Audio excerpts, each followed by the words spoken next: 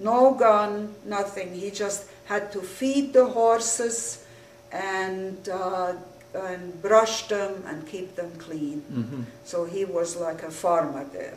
The Lord blessed him for his faithfulness. He certainly was blessed. Yes. He also had problems in Germany regarding the Sabbath observance under Hitler's regime. Yes, please describe that. The time that I mentioned that they got this card to come to the fire insurance, and they were kept in this jail, and he saw a lot of atrocities. With your father? With my father, yeah, both of yes, because they both went and they were both accused later.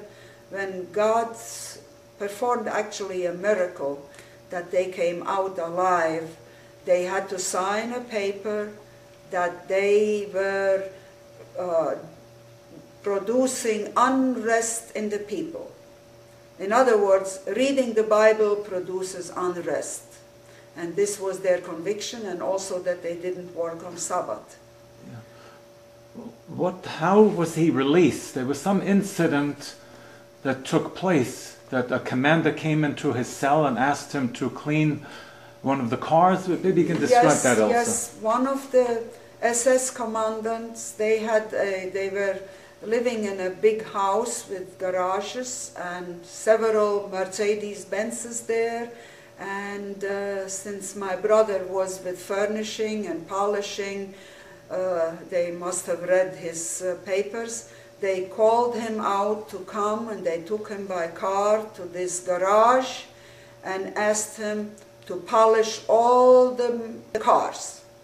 And he was polishing and did a beautiful job, and it was already late in the night, and he was still polishing the cars, and these SS people, they had a party going on later that night, and evidently they must have gotten drunk, and they never came to take my brother back to jail.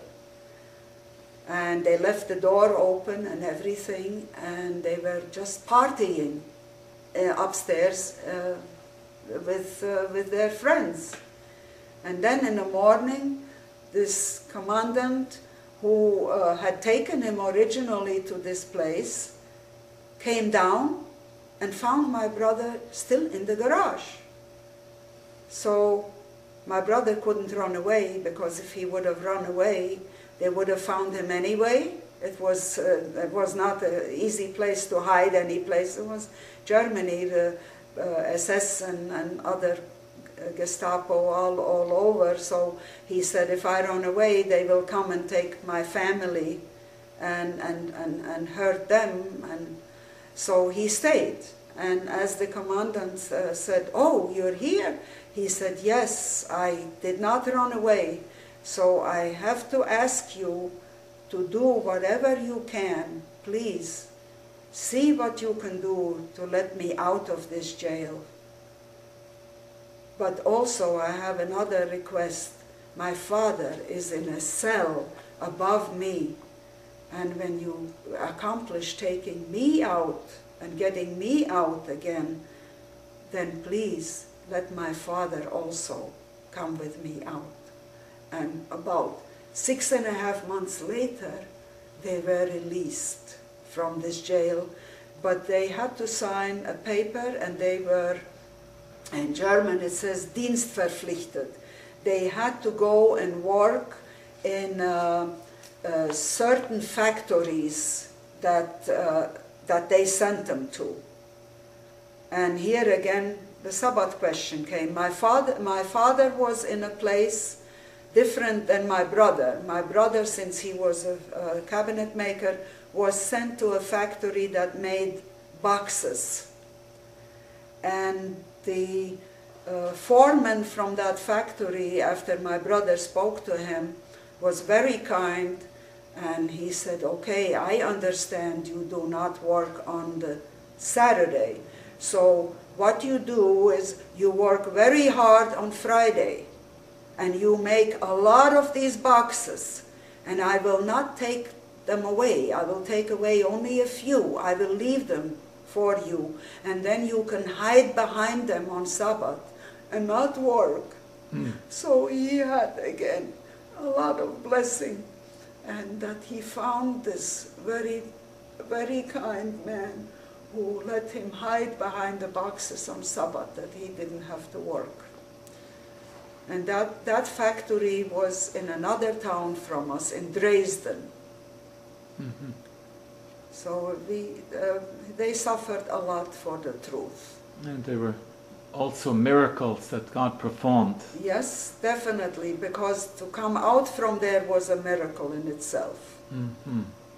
Because nobody came out from there. Yeah. They were shipped to concentration camps. Many lost their lives. Yes.